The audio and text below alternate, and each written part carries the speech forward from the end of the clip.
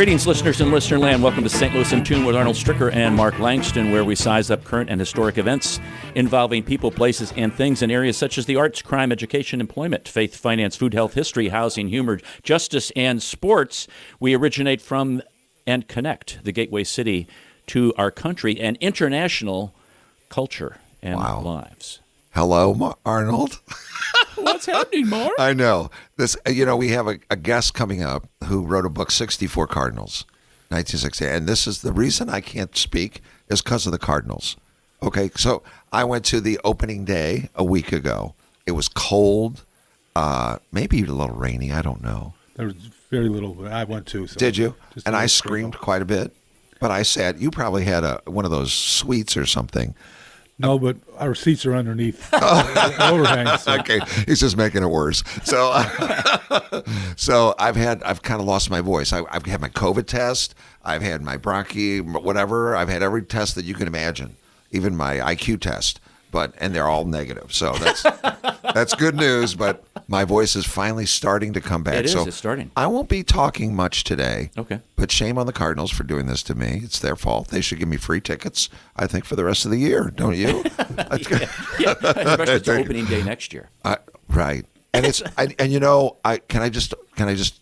you have things to do. No, go ahead. But I've never been to an opening day, and I'm in my 60s. And my whole family's gone. My kids have gone. My one son works in the broadcast booth with the Cardinals. Did with Mike Shannon and with John Rooney and all of them. Mm-hmm. But they've all been, and I've never been ever. They always left me home. So my youngest son got tickets and invited me. So I was really excited to go, and I got my chance to go my very first time. So and they won, and your voice. They did win, and my voice is gone, and I guess this is what I get. That's right. So I'm never going again. You just have to make sure you go to games that they don't win. No, stop. Go to games when it's warm. Okay, that's a good idea too. All right. Our guest is Bob Tiemann. He saw his first Stan Musial home run in 1957. He's an award-winning baseball historian. He's written several books, contributed to and edited many journals for the Society for American Baseball Research.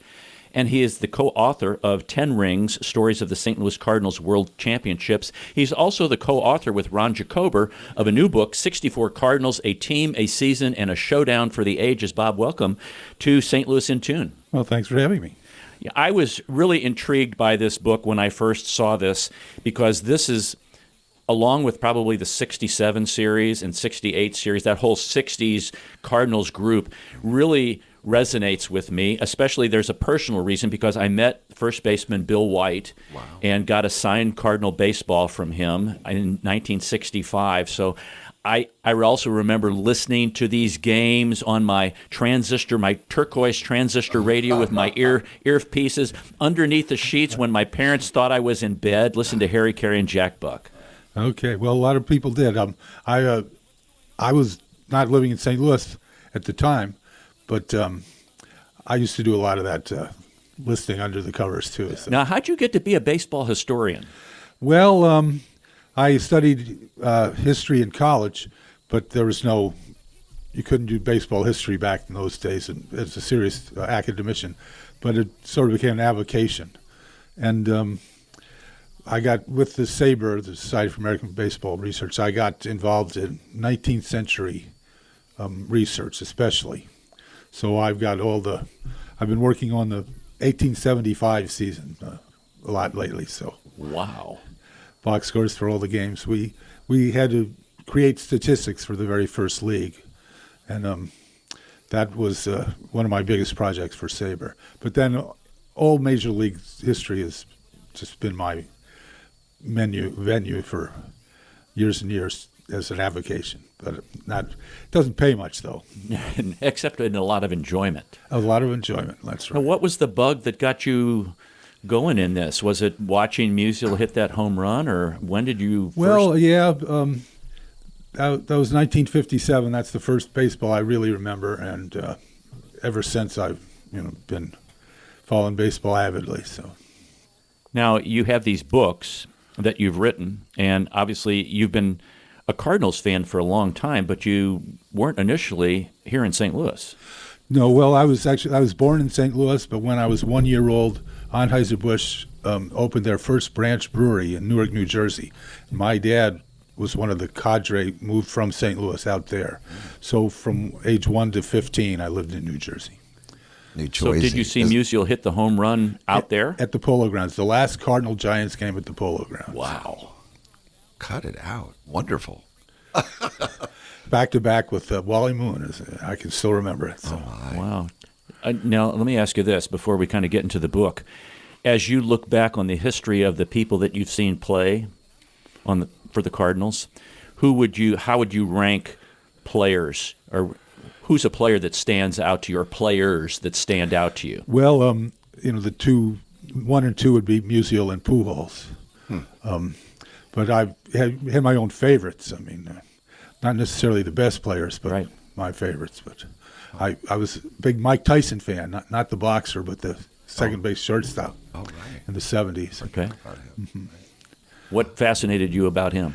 The fact that he made a career out of not a great deal of talent, and he was pretty scrappy, especially around those double plays. Right. Yeah. And there was another player you mentioned, you thought? John Tudor was just so fun to watch pitch. When he could make guys like, I remember especially Von Hayes, who played for the Phillies, had a big wide open stance, and Tudor could throw him slower at slowest, and Hayes, you could just see the smoke coming out of his ears when he was trying to hold that bat back.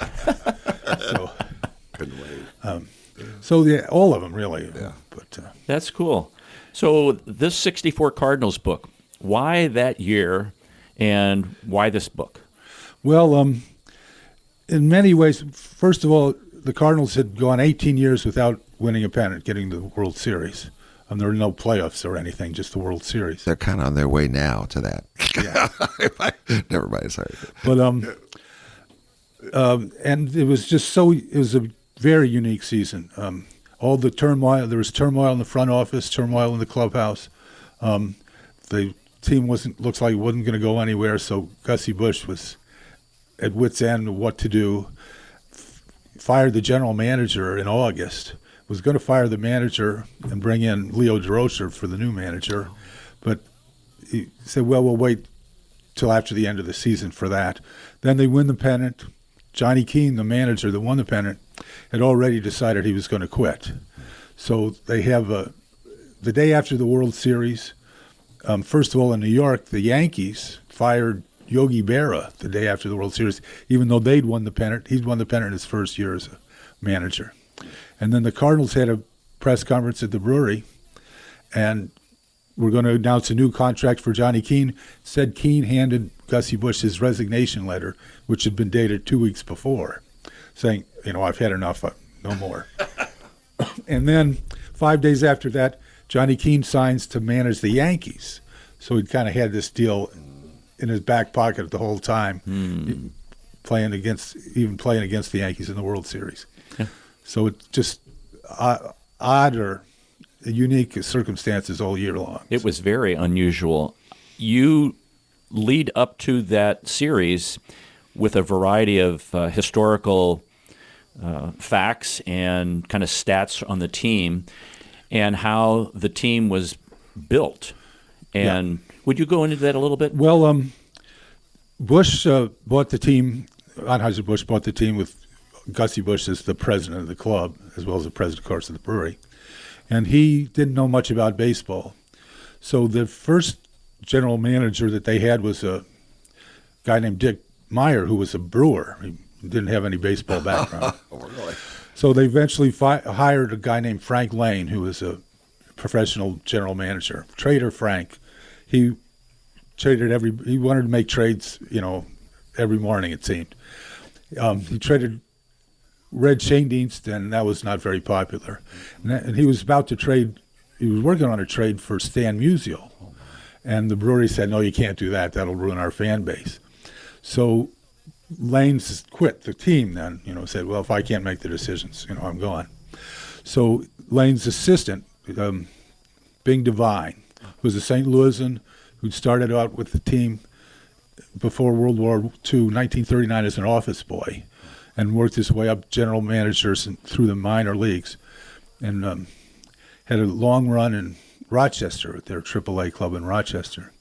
They made him the general manager, and he then there was a trade on in the works for Ken Boyer for Richie Ashburn to the Phillies. Now Ashburn's a Hall of Fame center fielder, but a little older than Boyer, and Devine decided he was going to build a team around Boyer, and so he very methodically, 1958 he traded for Curt Flood, 1959 for Bill White, 1960 for Julian Javier, 1963 then they brought in Dick Groat, and there was some guys coming up through the minor league system too, but Tim McCarver, Bob Gibson, most notably, and it was slow going until '63. They finally made a run at the pennant. They got with a month to go. They were 6-7 games out behind the Dodgers, and then they won 19 games out of 20 over a 17-game day period. Wow! And suddenly they were only a game behind, and with 2 weeks to go, and here we go. The Cardinals are going to win. Then the Dodgers came to town, swept a 3-game series, and Cardinals' pennant hopes for '63 were gone, but they were in good shape for '64. Everybody thought they'd be real contenders. And, of course, they got off to a bad start, and Devine made his last big trade then at the trading date to bring in a guy named Lou Brock. Yeah, huge trade. A huge trade. And initially, when the trade was made for Brock, everybody said, well, we gave up our opening day starter, Ernie Broglio, won 18 games the year before, won 20 previous years. And we get this guy Brock who can't seem to find his way with the Cubs. The Cubs wanted Brock to be a power hitter, and he did have some great power. He hit the only home run ever into the center field bleachers at the the right center field bleachers at the Polo Ground. Pretty small window there to hit, but 480-foot home run. So. Wow. So he could, hit the ball far, but struck out a lot. And the Cubs were not a running team at all. Well, Johnny Keane, the Cardinal manager, he got Brock specifically to add some speed to the offense, aggressiveness. So Brock came to the team and immediately won the fans and his teammates over. At the Cubs, they thought that, he was a very quiet guy, very intense. But the Cubs thought, that means he's indifferent. And the Cardinals, though, they found out that he was just, that's the way he was. And he was really driven to be to greatness. And when he got what Keane said, you just go ahead and run. Don't worry about hitting home runs. Steal bases, get on, get your base hits. And that really impressed. The team was impressed pretty quickly, and the city was agog. It took them like 10 days to steal 7 bases with the Cardinals to tie for the team lead at that point. You kind of mentioned in the book that he did not get a lot of direction in Chicago.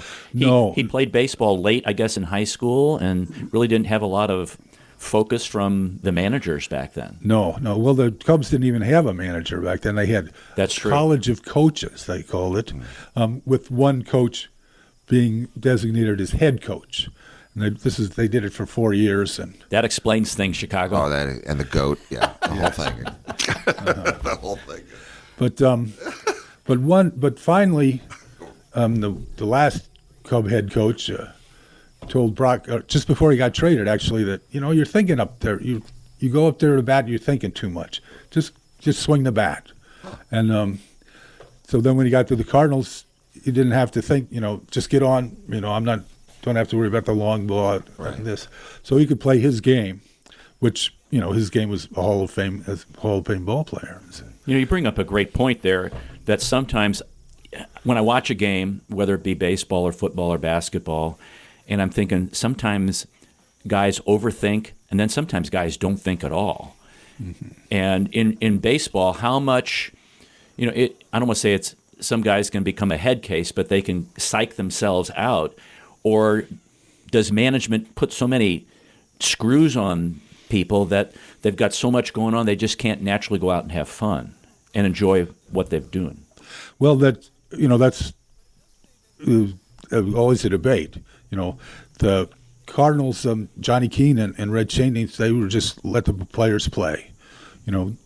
Develop their own talent, develop their talent, do what you can to help them, but then don't try to make them fit your mold exactly. Now, probably the greatest manager ever was John McGraw in 1910s, 1920s, and he controlled every aspect. Won 10 pennants for the Giants, and he called all the pitches and players. The famous story that he said guy was sent up to bunt. He had a home run, and McGraw fined him for not bunting. So there's two different ways to look at it. Right. Letting the guys play has worked pretty well for the Cardinals over many decades, though. So. Right. Now, Ernie Broglio, he did not actually turn out to be the pitcher that Chicago thought he was going to be. No, he was damaged goods, really. He'd had a little bit of a shoulder problem with the Cardinals and missed a couple starts in '64, but he never really overcame it. So he, won like 6 games after that as a Cub entirely. So you get into something that, and we might do this in the second half, where this whole aspect, you bring in history into this book. You talk about a little bit about Stan Musial being brought onto the presidential fitness program after his retirement, and I'm sure he was disappointed that they didn't win in '63 because he wasn't a part of the team after that. Right.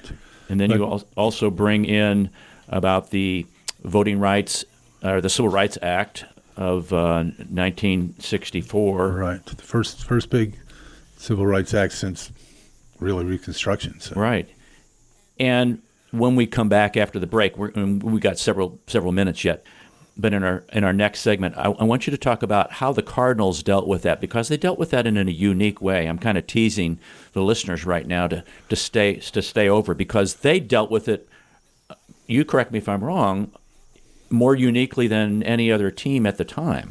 That's the general consensus that when Marvin Miller, the player union head, he would visit each club, and he remarked later that the Cardinals seemed to have the best harmony of any clubhouse, any team. So, yeah, and that harmony extended in spring training, and we'll get into a couple stories about that. Now, you co-did this book with Ron Jacober. How do you co-write a book together? What's that? How do you do that? Well, there's various ways, but I did most of the historic text, and he interviewed the living players to get their specific memories, and he, added some of his insights too. But and most people know Ron Jacober, and if you've been in St. Louis a while, he was a news broadcaster on television and radio, and a sports broadcaster. Sports broadcaster. Yeah, broadcasters announced the. He used to announce the games on Channel 5 for a while. Right. Yep. And when they used to share it with 5 would do it this a couple of these games, and then somebody did it. Yeah, he says that they had 30 games a year was the most they ever did. Channel 5. Okay. But that was and that was all you got except for the Saturday game of the week. Well, and to give Ron his due here, he's covered sports on radio and television for 47 years. Wow. Cardinal baseball, blues hockey, college basketball on ESPN, college football, soccer games, hundreds of them, the Olympics for CBS Radio, a longtime sports director for KMOX Radio. He's a member of the St. Louis Radio Hall of Fame, St. Louis Media Hall of Fame, St. Louis Sports Hall of Fame, and the Missouri Sports Hall of Fame. Now, I also remember Ron announcing the most boring sport ever, golf. Maybe he may have. I thought he did some golf. He was with he worked with at Channel 5. Jay Randolph. With Jay Randolph. Yeah. And Jay Randolph was the golf guy. Was Jay the absolutely. guy? Okay. Yeah. All right. Yeah. All right. Well, that could be it. All right. Jay Randolph, he broadcasts the most boring sport to you. Golf. It's the worst. I mean, I like golf. Don't get me wrong. My wife's side loves golf. But boy, to watch golf, I think watching paint dry is better. Well, yeah. it's so three-dimensional, and you watch on a two-dimensional screen. Okay. And you see the ball, a blue dot in the black, I know. blue Where is it? background. How do they follow it with the camera? I'm always Yeah. like, okay, sorry. I didn't mean to take that. But we exit ramp. digress. Right? So if we have time to answer this question, why is the game so slow now? I remember Bob Gibson pitching. The game would be like an hour and 55 minutes. They do take the batters as much as the pitchers. Take it out. Taking off the gloves and Right. knocking the shoes and Right, getting out, just stepping out and coming. Yeah, in and out. But it's also another thing. Maybe thinking too much. We got to study those charts. Now you don't see those same teams as much as you used to. So oftentimes, you're not near as familiar. Bob Gibson knew exactly what he was going to do with Henry, or try to do with Henry Aaron every time. Right. But then you get Tampa Bay comes in once every other year, and you don't know any of those batters, so Yeah. you got to figure it. Study your card inside your hat. That's true. yeah, you got to do your homework ahead of time. Yeah. Just blow it by them. I love it. This is great. I'm enjoying this interview. This is Yeah. Well, we're going to get into some real fun stuff, and about the stadiums also. Man, Sportsman's Park, what a yeah. real deal that was. That was Yeah. unbelievable. It's just the first major league game played on that lot was in 1875. So Wow. Holy smokes. Was that the Negro League then, or what? that was the original, the first pro team, the St. Louis Brown Stockings. Okay. All right. It was the Browns. They were Okay. the next year. The National League got founded, and St. I Louis see. was a Okay. member of that league. Wow. This is wonderful. We're going to come back and talk to Bob Tiemann some more. We're talking about his new book with Ron Jacober, The 64 Cardinals, A Team, a Season, and a Showdown for the Ages. We'll be right back after our next segment. You're listening to St. Louis in Tune with Arnold Stricker and Mark Langston on the U.S. Radio Network.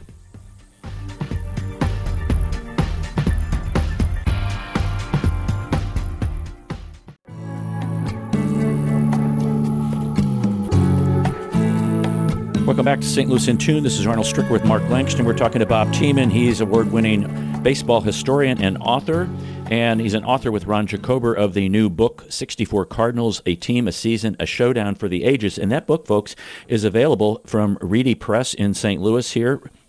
It's a hardcover book, 11 by 11. It's just got great photos, wonderful story in here. And there's going to be an upcoming book signing also at St. Louis Public Library, the Schlafly branch on Euclid. That's Tuesday, April 26th at 6 p.m. Okay. There's an author presentation at the St. Louis City Library. That's Grant's View. That's at 7 p.m. on May 17th. And then at Barnes & Noble out at Mid-Rivers Mall, there's another author signing June 4th from 11 o'clock to 12 o'clock. So I'll repeat those at the end of this segment. And you can get this book, again, from Rickey Press. That's RickeyPress.com. So, Bob, we were kind of talking off air about Dick Groat, and he was the shortstop at the time.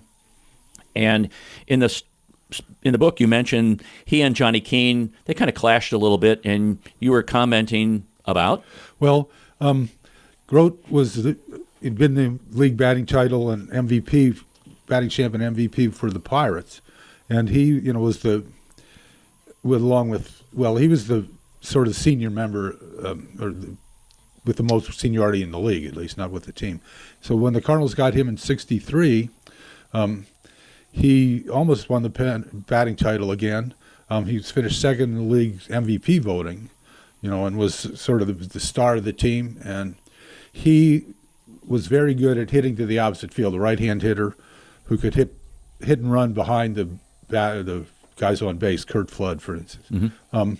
And that worked out very well. But then at '64, and Groat would call it himself. He would say, I'm going to hit and run. He'd signal to the batter or the base runner. And in '64, he kept doing that, but it wasn't working out as well. And so Johnny Keane, the manager of the Cardinals, said you can't call it on your own anymore. I'm going to take away your privilege, hit and run privilege. And that really riled Groat. And Groat was, kind of an agitator by nature. He would get on the younger players if they made a mistake and, tell them in no uncertain terms, what they should have done, So Although he didn't really cause too much friction in the clubhouse, but Keene thought his authority was being questioned, so they had a kind of a clubhouse meeting right after the All-Star break, and Groat or Keene Called him out, didn't laid down the law for Groat. Groat apologized in front of the whole team and sort of cleared the air. Now this had some effects later, in that Groat complained about losing his hit and run privilege to a number of people, including Eddie Matthews of the Braves. Now, Eddie Matthews' daughter was dating Gussie Busch's, or Eddie Matthews was dating Gussie Busch's daughter. Oh boy. So, Peyton place. so Gussie heard about the friction between Keene and Groat through his daughter, through the Braves, and he thought he'd been left out of the loop. And so that was one of the last straws that broke the back, that, Gussie says, we're going to have to clean house. And first he fired the general manager, Bing Devine, and then everybody knew that Johnny Keene would go at the end of the year. Wow.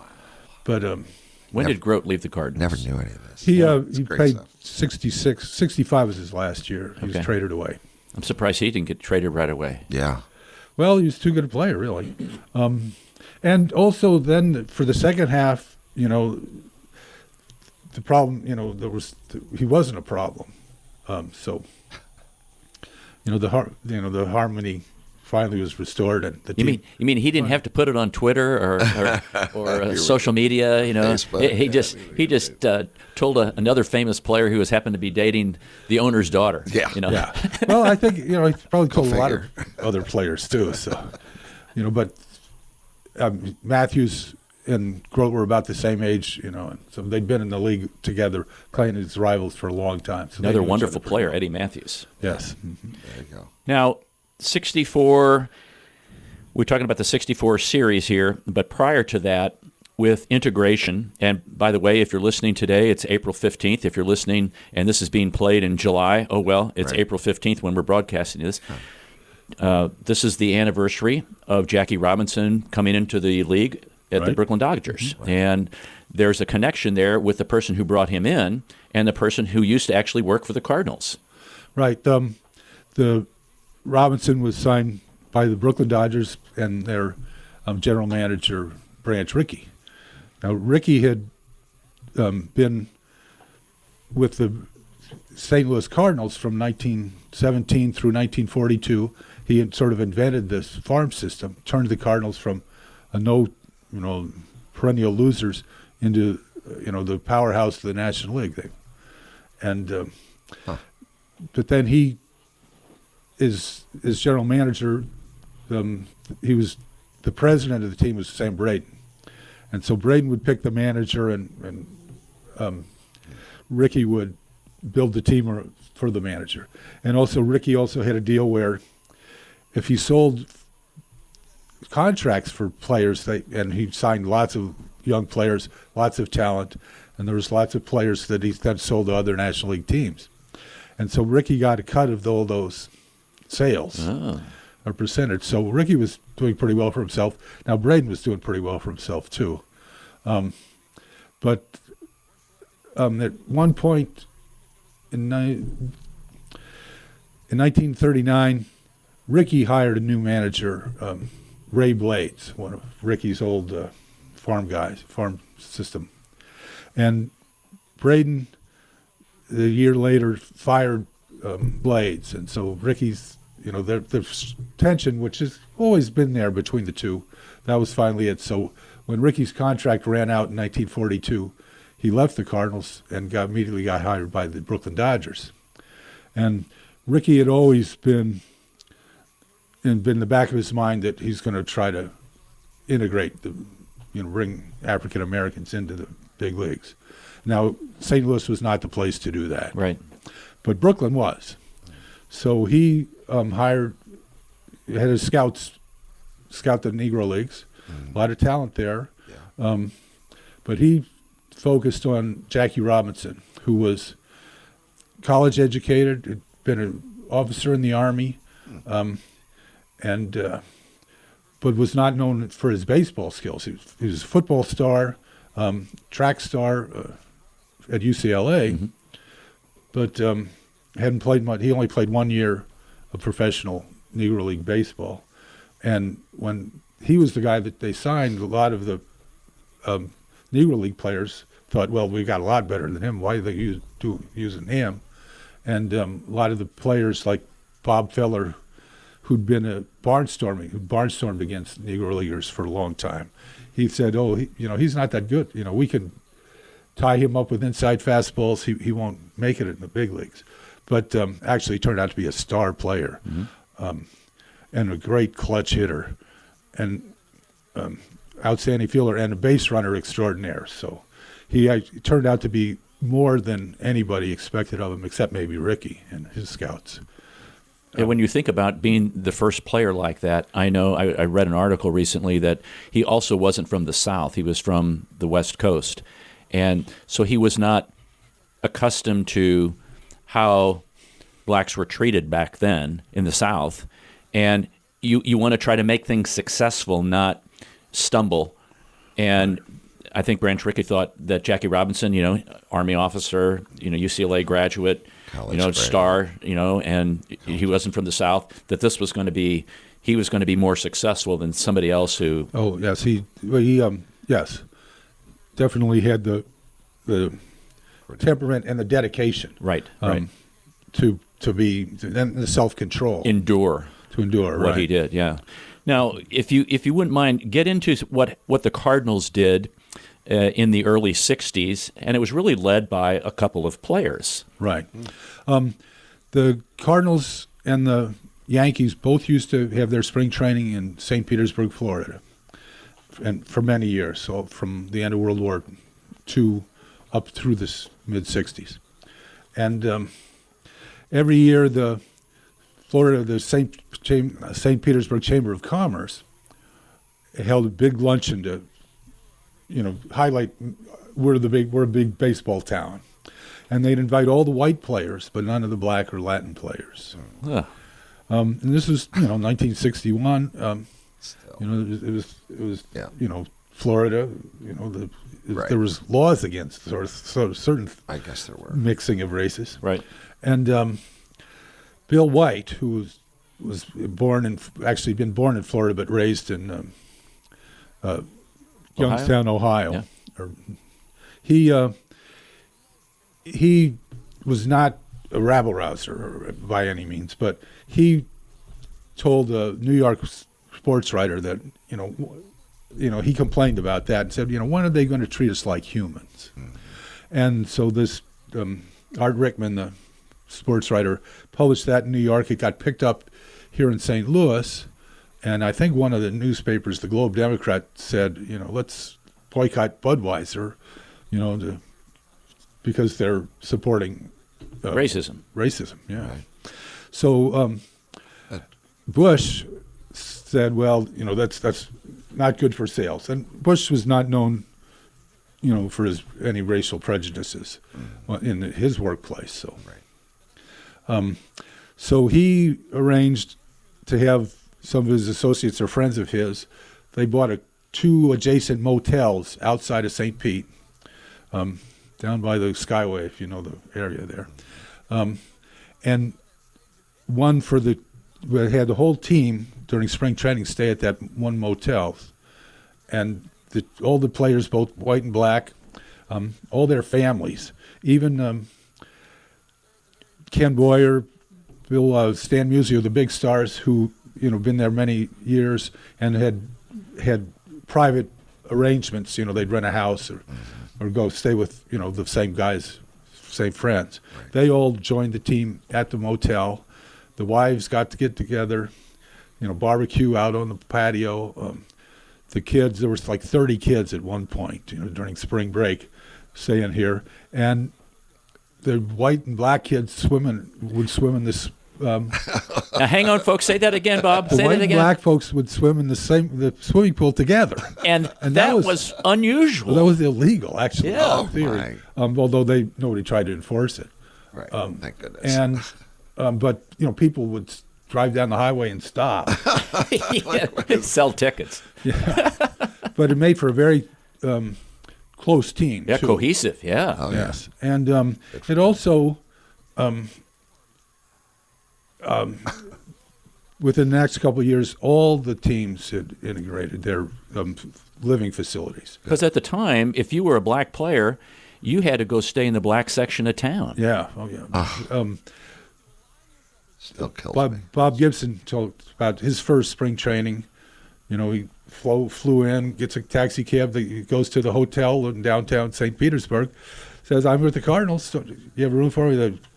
The desk clerk says, "Oh, here," has the cab driver an address to take him to a private home in the Negro section of St. Pete. And the next year, then Gibson thought, well, now I'd probably make the team. So a lot of people would bring their families. So he drove with his wife and kid down from Omaha, Nebraska, where he was born and raised, and said it was the worst trip ever because they could buy gas, but they couldn't use the restroom at the gas stations. Oh. They had to, or only food. the It's terrible. restaurants along the road. Yeah. So, and guys like White and Gibson and Curt Flood, who's from California, they just couldn't stand the segregation. Yeah. And they were pretty outspoken about it, although, like I say, they weren't militant. Right. Right. But and they would make a point of inviting some of their white teammates to go out to dinner or whatever, just so we're a team now. Right. Yeah. Right. And they really did become a team. And guys like Tim McCarver, whose dad was a Memphis cop, who,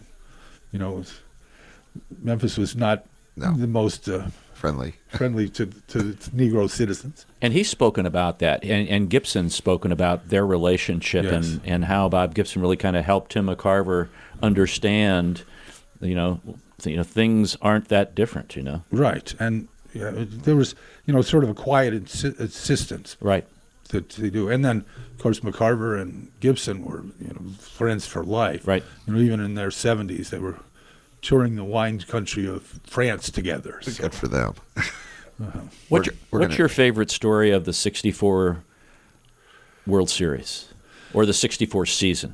well, the 64 season, the final week of the season, the final 2 weeks of the season were unbelievable, really. Yeah, what happened to the Phillies? The Phillies, 6.5 game lead with 12 to play, and then they lost 10 in a row, including 3 to Cincinnati and 3 to St. Louis, second and third place, and 4 to Milwaukee, who was fifth place. They were just sharing the brotherly love. Yeah. Yeah. Well, they lost their last 7 home games and were booed out of the. Even though they've been in first place the whole year, they were booed out of Philadelphia. Couldn't happen to a nicer team. But the Cardinals then won 8 in a row, and the Reds had a 9-game winning streak, so they both passed the Phillies. But then the Reds lost several games, and the Cardinals got to the final series of the season, 3 games to go against the Mets. The Mets were terrible, their third straight 100-loss season. And the Mets had an 8-game winning streak. The Mets had an 8-game losing streak. Cardinals just won 8 in a row. So all the Cardinals had to do was win all 3 to clinch the pennant. Since nothing Cincinnati would have been able to do to catch them. Right. Cincinnati had 2 games to play against the Phillies, and the Cardinals lost on Friday to the Mets. Bob Gibson got beat 1-0. Ooh. Cardinals had the base, or a couple men on base, and got what looked like a game-tying base hit, and the ball hit the umpire dead ball. They had to send the runner back. Guy never did score, so the Cardinals complained that we lost because the Mets had an extra infielder.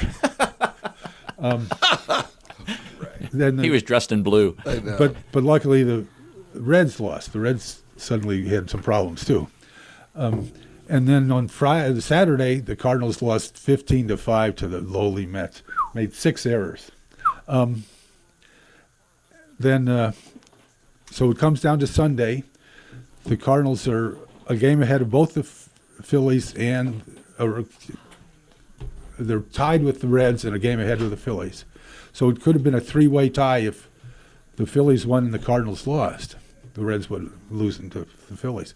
So even though the last day it could have been a 3-way tie, the Phillies, after having their 10-game losing streak, snapped the game before. They won easy, 10-0. The Reds were they had internal problems and just didn't show up, basically. The Cardinals finally were able to beat the Mets. A slugfest. Bob Gibson, on one day's rest, came out, pitched 4 innings in relief.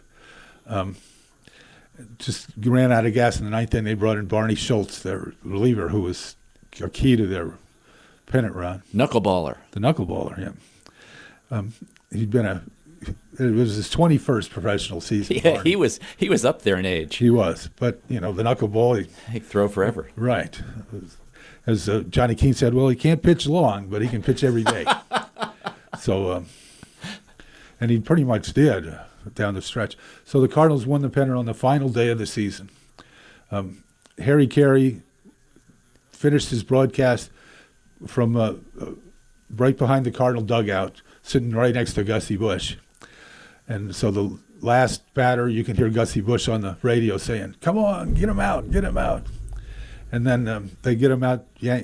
Harry starts screaming, "The Cardinals win the pennant, the Cardinals win the pennant." I remember listening to that. The Cardinals win the pennant. Yeah, that was crazy. It was crazy. And so the miracle, it finally happened. They actually won the pennant after nobody had given them a chance almost all year. So, and then to come up against the Yankees, who had this dynasty. You had Mantle, you had Maris, you had Yogi, and right. It just seemed like all these great pitchers. It was Whitey Ford and Mel Stottlemyre. Yeah, Stottlemyre was a rookie, but Whitey Ford, Jim Bouton. Yeah. He beat the Cardinals twice that series. That was a challenge. It was a challenge. The Yankees had won. This was the 14th pennant in 16 years for the Yankees. Oh my gosh! But and then they, be another 12 years before they won another pennant. So reminds me of a team that beat the St. Louis Rams at a time. Yeah. Yeah, I'm not even going to mention their name. So yeah.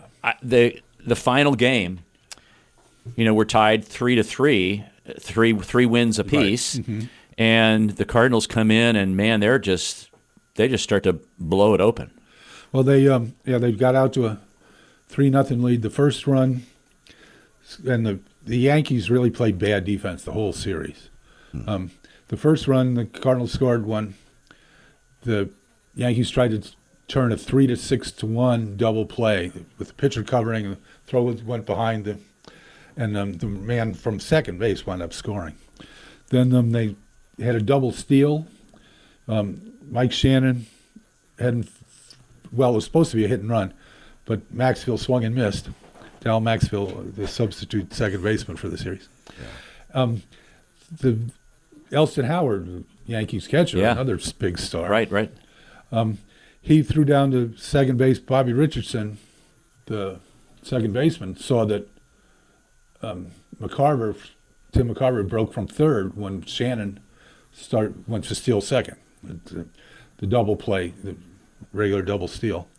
And so Richardson cuts in front, tried of ignoring Shannon. Shannon tried to slide right into him, got a little piece of him. The ball was in the dirt, and McCarver stole home then. Wow. So then Lou Brock hit a home run. Ken Boyer actually hit a home run in that game too. The Cardinals had a 6-0 lead until Mickey Mantle hit a 3-run homer in the 7th inning. And for 6 innings, the Cardinal fans are going crazy. Yeah. And now suddenly it's a little tense here. Yeah. Well, Boyer hit a home run to make it 7-3. And in the 9th inning, Gibson, who is running out of gas, he's pitching on 2 days rest. Really? After having pitched a 10-inning complete game right. Ooh. a couple of days before. Right. He gave up 2 solo home runs. Oh my. But Johnny Keane left him in, and he finally got the last out.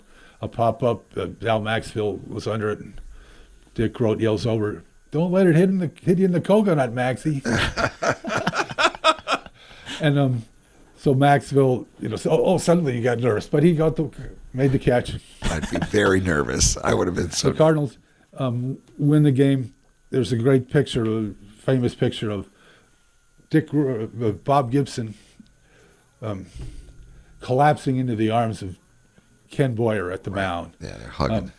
You could see, just giving every ounce he had. Yeah. And people asked Keane afterwards, well, why didn't you take him out? He's obviously losing. And Keane's great quote was, "Oh, I had a commitment to his heart." Oh, that's Absolutely. Yeah. Absolutely. Right. And then Keane, good for him. Yeah. in the locker room, then gave Gibson a big hug. Keane had been the manager in Omaha when Gibson signed his first Right. pro contract. Right. At his home, played for his hometown Omaha Cardinals. So he knew him really well. Very well. Yeah. Yes. And when Gibson didn't really become a good pitcher until Keane took over as manager of the Cardinals in 1961. I'll be done.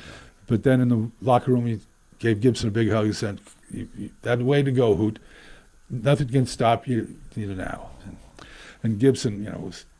Yeah, the rest is history on that. The rest is history, certainly. But Gibson didn't realize that Keane was going to quit the next day. Right. And he was He was just saying goodbye. It was his way to say goodbye. Yeah.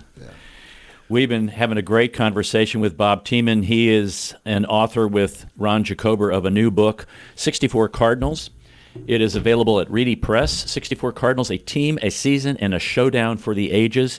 And I want to remind folks on April the 26th at the St. Louis Public Library Schlafly branch, that's on Euclid, at 6 p.m. There's going to be a book signing. Also, a book signing June 4th at Mid-Rivers Mall, Barnes & Noble, 11 to 12 o'clock. And on May 17th, an author presentation at the St. Louis City Library, Grant's View. That's at 7 p.m. Bob, this has been a great book. I really enjoy these kinds of things, and I think you and Ron did a great job of capturing the essence of where the team was and how they got there, and then kind of framed it with some historical things. It's just a marvelous book. Kudos to you. Thank you. Yeah. That Grants View library is county library. County Library. Sorry about that. Music Road in Gravois. That's correct. St. Louis Just- County That's Library. kind of a new one. I think that's a new Yes, it library, is, brand yes. new library Yes. they put there. Down here by Bayless. Yeah. Yeah. By that new subdivision there and everything. Yeah, so April 26th, St. Louis Public Library, Schlafly Branch, 6 p.m. May 17th, St. Louis County Library, Grants View, 7 p.m. Will they have the books for sale there? Will we be able to? Yes. Okay, great. Because they're wonderful books. Yeah, they're also check your local bookstore. So, Bob, thanks for coming on St. Louis in Tune. We greatly appreciate it. Well, thank you. How much fun. Yeah. Great a lot fun. of fun. Great fun. Yeah. I love these kinds of things because it takes me back to my childhood. You were a child once? Yes.